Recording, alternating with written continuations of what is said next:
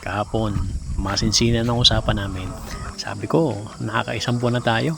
Pinakamarami na, 4 hanggang 5 tray. Lumalabas, nasa 30% pa lang ang hatching rate. Layo pa, narinig ko na. Napakaingay nila. Maganda naman ang usapan namin.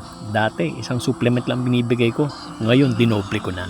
Kaya yan, sabi ko sa kanila, mag-vitamins na kayo.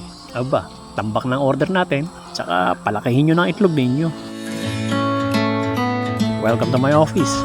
Eksakto 1 buwan at 2 araw na ang lumipas mula nung dumating ang mga manok na ito. Matrabaho, nakakainip, pero nakakalibang. Lalo na pag nakakita mo, gumugulong ang pera mula sa kanilang puwet.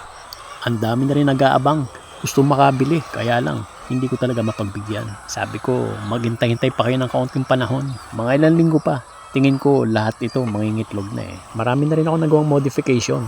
Hanggat maaari, pinapadali ko ang trabaho. Sa pagpapainom ko ng kanilang mga gamot, sa malinis na tubig, centralized na. May kanya-kanya ng pihitan. At salamat sa Diyos, lumipas yung super typhoon ha. Pero hindi sila apektado. At ngayong araw, mag-harvest ulit tayo. Pero bago yan, syempre, magpapakain muna tayo, magpapainom, magbibigay ng kanilang vitamins. Dahil bago mananghali, kailangan makapag-deliver na ako.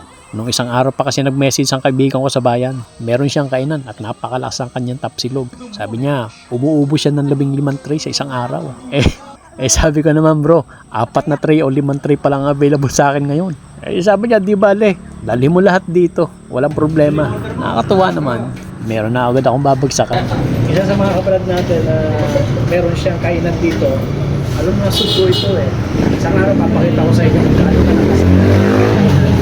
Ay, sige po, makakatulong. Abangan ninyo, kapasadahan natin ang kanyang karinderya. Napakasarap talaga sa pakiramdam.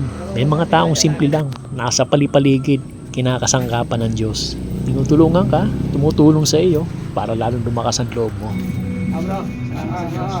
And that's all for today's video. Maraming salamat po sa inyong panonood.